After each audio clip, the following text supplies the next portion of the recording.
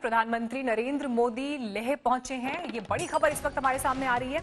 जिस तरह की परिस्थितियां गलवान घाटी में हुई घटना के बाद भारत चीन यानी एलएसी बॉर्डर पर बनी है, प्रधानमंत्री नरेंद्र मोदी पहुंचे हैं लेह।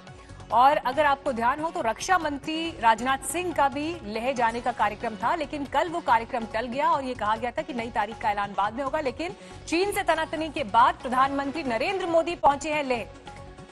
अब रक्षा मंत्री का दौरा प्रधानमंत्री ले पहुंचे हैं, इसे लेकर टाला गया, ये सब अन्य बातें हैं, लेकिन प्रधानमंत्री लेह पहुंचे हैं। एलएसी पर ये दौरा प्रधानमंत्री का, तो जो परिस्थितियां वहां पर हैं, ग्राउंड में क्या हो रहा है, उसकी पूरी रिपोर्ट, उसकी जानकारी लेने के लिए प्रधानमंत्री नरेंद्र मोदी लेह पहुंचे हैं। सीडीएस जनरल बिपिन रावत का भी लेह दौरा आज ही के लिए कहा गया था।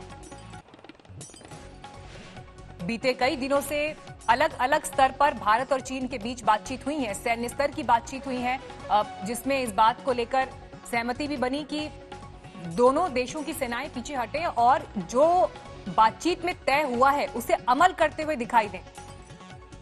और इस बीच प्रधानमंत्री नरेंद्र मोदी ने जब देश को संबोधित भी किया तो उसमें भी उन्होंने ये जिक्र किया कि भारत की तरफ कोई आंख उठाकर ना देखे, भारत दोस्ती निभाना जानता है, लेकिन अपने भूमि पर किसी भी तरह का अटैक, हमला बर्दाश्त नहीं करेगा। मंजीत नेगी इस वक्त हमारे साथ जुड़ गए हैं। मंजीत, देखिए, कल ही रक्षा मंत्री के लेह जाने का दौरा टल गया है, इसको लेकर खबर आई थी और आज प्रधानमंत्री नरेंद्र मोदी पहुंचे हैं।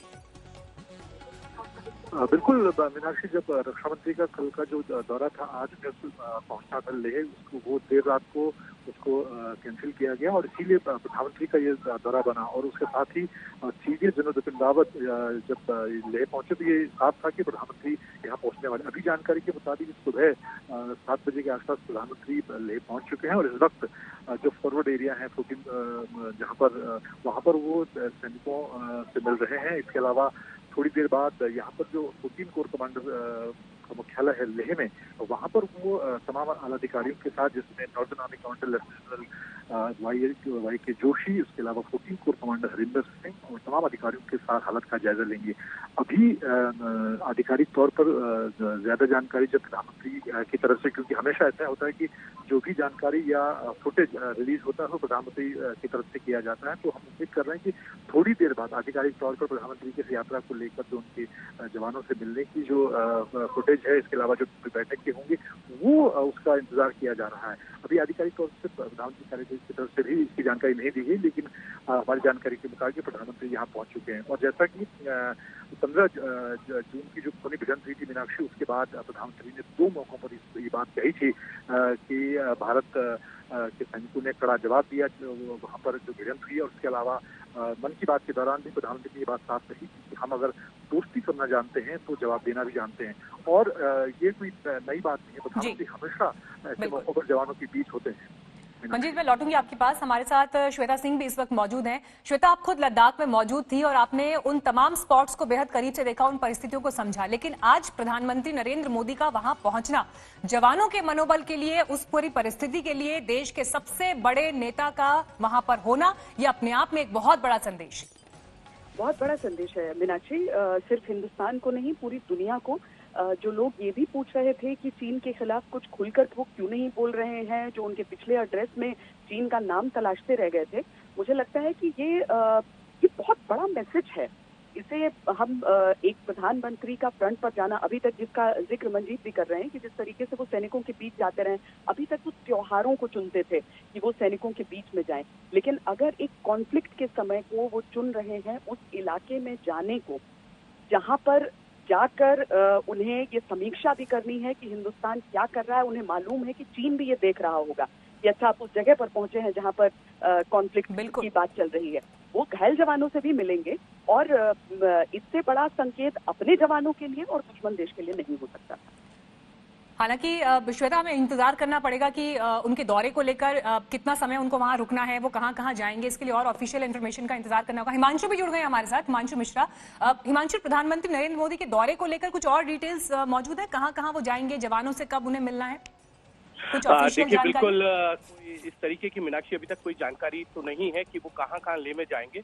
हाँ, लेकिन इतना जरूर है कि लेह जाकर उन्होंने चाइना को ये संदेश दिया है कि भारत जो है वो चुप नहीं बैठेगा। जिस तरीके की तनाव की स्थिति गलवान घाटी में और लेह के अंदर बनी हुई है, उसको लेकर प्रधानमंत्री नरेंद्र मोदी लगातार जो है वो ये जेस्चर दे रहे हैं कि भारत जो है वो अब 1962 का भारत नहीं है। इसको समझना होगा चीन को। और लगातार आर्थिक प्रतिबंध और जिस तरीके से सेना की तैनाती बढ़ाई गई है बॉर्डर एरिया पर, इसको लेकर ये साफ संकेत है। और आज प्रधानमंत्री नरेंद्र मोदी का लेह पहुंचना ये दिखाता है कि भारत जो है वो बिल्कुल चाइना को जवाब देने के मूड में है अगर इसी तरीके की स्थिति बनी रही।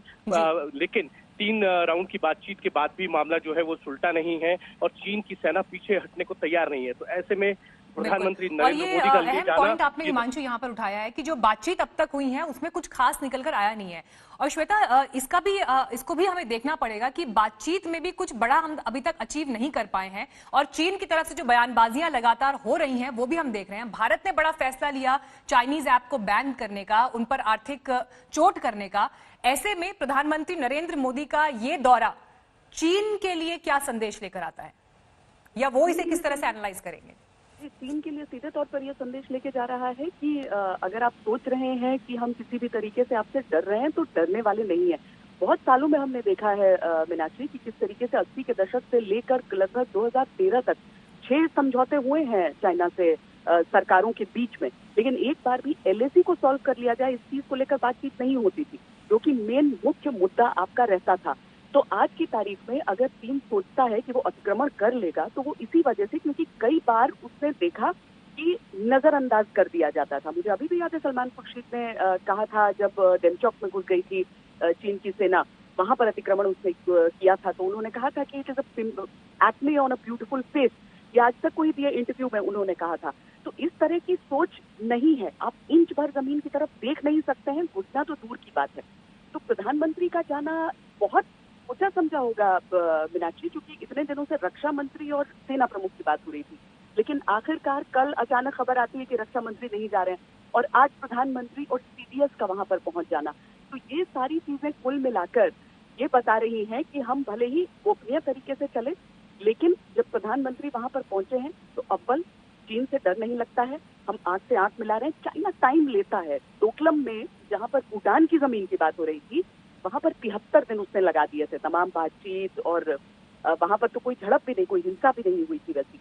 लेकिन यहाँ पर चूंकि मामला भी कॉम्प्लिकेट हो चुका है, दोनों तरफ हमारी तरफ शहादत हुई है, चीन की तरफ उससे डबल मौतें हुई हैं, तो ये मामला अलग है। इसे कूटनीति से भी डील करना होगा। सैन्य जो बातचीत है उसमें फेज आउट मैनर में चाइना तैयार हो रहा है। इंडिया कह रहा है कि आप अपना टाइम बता दीजिए कि आप कब कब आप कैसे कैसे पीछे हटेंगे।